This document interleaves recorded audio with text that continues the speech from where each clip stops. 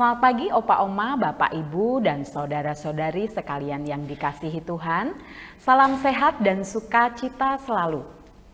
Kembali lagi bersama saya Neneng dan Mbah Harto di acara Oke hari ini Orang Kudus hari ini edisi 10 November 2022. Sugeng enjing Mbah Harto. Sugeng enjing Mbak Aloysia Neneng. Aduh lengkapnya. Kurang satu lagi Mbak. Kurang satu lagi. Aloysia Neneng terus apa lagi tadi? Oh ya ampun, kok apal banget ngangenin ya Mbah ya. Iya, Sehat Mbah? Sehat. Semangat?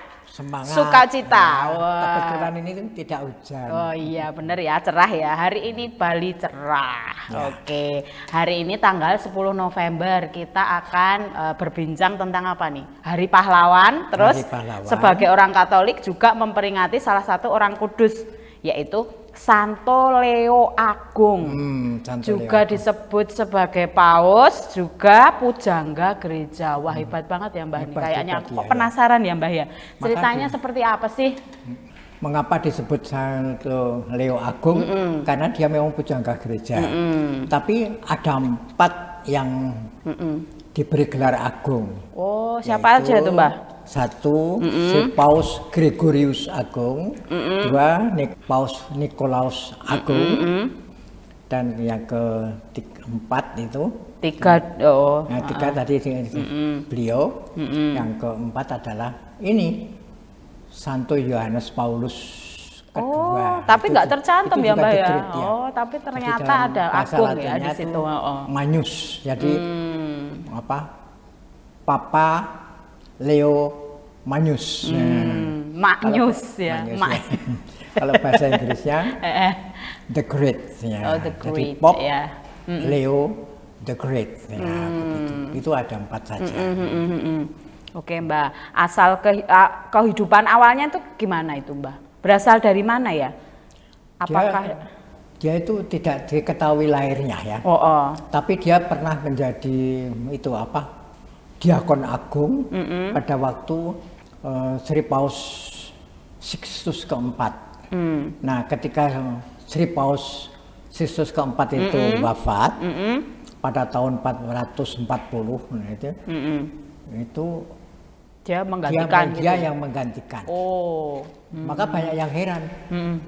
Kok bisa dia menjadi ini? Padahal baru diakon agung. Ya. Tapi itu karena dia pilihan Tuhan. Ya. Kalau Sixtus itu paus yang ke-44, jadi Leo Agung paus keberapa? Penggantinya ya selanjutnya 45. Iya betul. Bener toh? Dia paus yang ke-45. Kalau paus pertama siapa? Paus pertama ya Santo Petrus lah. Santo Petrus bentar. Yang paus terakhir? Franciscus. Semua hafal ya. Karena dalam syukur agung pasti disebutkan toh. Ya, doa betul. Syukur agung pasti selalu disebut toh. Jadinya hafal di dalam ini ya. Ya Pak ya. Terima kasih. Bagus. Iya. Nah, kita lanjutkan. Nah, pada suatu kali dia itu diminta untuk pergi ke Prancis sekarang dulu namanya Gaul ya. Jadi negara-negara sebelum tahun 1000 itu kalau dibandingkan dengan sekarang sukar. Seperti misalnya Fries itu adalah Belanda, Gaul itu Prancis dan sebagainya. Ya. Prusia itu Jerman. Ya. Jadi ya seperti Indonesia. Seperti Indonesia dulu kan nggak ada Indonesia, yang ada Majapahit. Majapahit benar-benar kerajaan. Kemudian Pajajaran, begitu sama.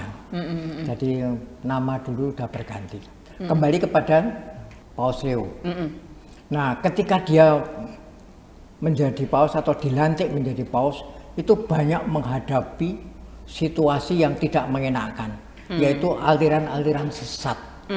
Apa yang disebut itu ya bid'ah? Ya, apa ya? Yang disebut bid'ah, betul. Aliran sesat atau bid'ah. Nah, itu diantaranya yang pertama adalah manikiisme. Kemudian yang kedua itu Pelagianisme. Yang ketiga itu Frisianisme. Priscillianisme. Monofisitisme. Nah, sekarang Penasaran nih, satu persatu harus Mbah dijelaskan dong. Nanti jelaskan. ya nggak biar Neneng tahu kan. Iya betul. Yang pertama tadi pelagianisme tidak sama dengan plagiat. Kalau plagiat itu nyontek ya, orang jadi mengakui orang. Karya orang lain menjadi miliknya sendiri. Itu namanya plagiat. Tapi ini pelagianisme itu dari kata pelagius, yaitu orang yang mempunyai ide seperti itu atau mempunyai pendapat seperti itu, bahwa menurut pelagianisme itu tidak ada dosa asal, itu tidak ada. Jadi setiap orang itu lahir itu suci, tidak ada dosa. Padahal itu kan bertentangan dengan kitab suci. Iya, kitab suci semua kita mengatakan bahwa kita mendukung atau kita kena hukum yang disebut dengan dosa asal. Ya. Kemudian baru bisa dihilangkan dengan baptis. Iya, betul. Gitu. Sehingga pelagianisme bertentangan dengan ajaran Katolik. Nah, yang kedua, manikiasme itu yang dikemukakan oleh seorang Mani.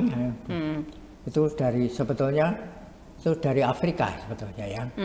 Nah, kemudian dia mengatakan bahwa dunia ini terdiri dari baik dan buruk. Kebaikan dan buruk. Itu saja. Tapi lebih parah lagi yang di Spanyol, yang disebut Priscillianisme itu, mengatakan bahwa semua benda di dunia termasuk tubuh kita itu jahat. Ya, itu aliran Priscillianisme yang dipengaruhi. Berarti yang baik adalah jiwa dan roh aja ya? Yang suci hanya roh dan jiwa saja. Jadi semua itu kan nggak benar. Iya. Kalau begitu gimana kita menyucikan diri kan nggak bisa. Lalu yang parah itu ini monofisitisme tadi ya. Celakanya monofisitisme itu didukung oleh Theodosius kedua. Itu seorang kaisar yang menguasai di Roma Timur. Lalu karena Leo itu mengatakan tidak seperti itu, kalau itu diadakan konsili aja. Lalu diadakan konsili Efesus untuk memperkuat atau meneguhkan ajaran monofisitisme. Nah, kemudian Leo Agung mengirim surat kepada Flavius bahwa yang benar adalah Yesus itu bukan sekarang gini. Monofisitisme itu apa dulu ya? Monofisitisme adalah lupa ya Mbak ya. Bahwa Tuhan Yesus itu hanya satu kodrat. Satu kodrat saja. Itu artinya saja. Jadi tubuhnya ini sudah dikuasai oleh keilahiannya. Padahal enggak. Yesus itu menurut Leo Agung, Yesus itu ya Tuhan, ya manusia. 100% Tuhan, 100% manusia. Seperti Mbak Neneng, 100% Indonesia, 100% Katolik. Katolik, ya betul gitu. Mbak. Nah, kemudian konsili di Efesus itu dikutuk oleh Leo Agung, itu dikatakan bahwa itu konsilinya para penyampun. Nah, lalu anak-anak buahnya kan, kalau begitu kita juga mengadakan konsili untuk meneguhkan ajaran yang betul, yang benar. Yang benar, yaitu lalu diadakan konsili Kalsedon pada 351 yang terkenal itu ya. Betul, untuk mengatakan bahwa Tuhan itu adalah satu pribadi tapi dua kodrat, yaitu kodrat ilahi dan kodrat manusia. Ya. Nah, begitu itu yang paling berat. Kemudian ada lagi halangannya ada lagi, yaitu berita bahwa tentara Hun ya dari utara itu semacam Viking ya, itu dipimpin oleh Raja Attila. Nah, betul, Attila kenal ya. Itu mau menyerang Roma. Waduh. Kemudian Leo Agung, saya tidak takut asal bersama Tuhan, bersama Tuhan Yesus. Lalu dia mengajak teman-temannya atau anak buahnya, mari kita jemput musuh kita itu kita jemput dengan malah naik musuhnya kuda. malah dijemput ya. Nah, iya malah dijemput, menjemput bola. Nah, bawa. Terus Kemudian naik apa itu? Naik kuda ya. Itu jauhnya 320 km. Terus sampai di perbatasan atau di tempat ya musuhnya itu, sana sudah siap. Itu Raja Attila dengan anak buahnya. Kebaikan dari Raja Attila itu, manusia kan tidak seluruhnya buruk kan kah ya, tapi ada kebaikan. Ada baiknya juga setiap ya. kali dia lihat biarawan atau lihat orang kudus ya, nah, dia itu turun dari kuda menghormat. Nah kebetulan ini yang dihadapi Sri Paus. Nah, dia turun ya. Turun, kemudian bagaimana Bapak Paus? Bapak Paus menghendaki apa? Karena saya akan merebut, menghancurkan Roma. Lalu dijawab, gini aja, sebetulnya kamu itu tidak perlu mengerebut-rebut seperti itu. Nah, dengarkan ya apa kata-kata saya. Sambil berkata demikian, di belakangnya itu ada dua besar sekali.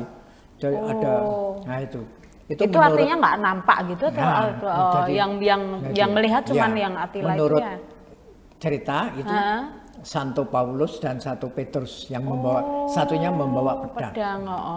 Tapi kalau menurut yang baru dikatakan satunya Petrus bawa pedang, satunya malaikat Mikael. Begitu lihat Attila ngeri kan, langsung pedangnya dimasukkan lagi, kemudian baik Sri Paus, saya pulang aja untuk menghadapi Anda. Nah, kemudian sekarang kita bertanya ya, apakah itu legenda ataukah fakta? Nah yang jelas bagi mereka yang percaya ya itu fakta. Fakta, iya benar-benar. Fakta ya. Tetapi bagi yang tidak, wah itu cuma legenda. Cuma kayaknya ada makhluk di belakangnya. Nah kemudian Attila tadi pulang, aman, kembali aman. Nah hebat sekali. Lalu dia itu menuliskan tentang ajaran-ajaran Katolik yang benar itu bagaimana. Jadi terus mengembangkan satu persatu sehingga dia menjadi Sri Paus itu. Lalu kita mencocokkan aja misalnya dengan surat Rasul Paulus kepada umat di Roma bab 3 ayat 18 sampai 20 ya. Itu kan tentang bahwa manusia itu lahir dalam keadaan berdosa. Yang tadi kembali yang maka untuk menghilangkan kedosaannya itu maka harus melalui baptis. Betul sekali. Itu menurut orang Katolik. Tapi menurut orang lain ya silakan ya, namanya setiap ajaran kan berbeda-beda. Ya.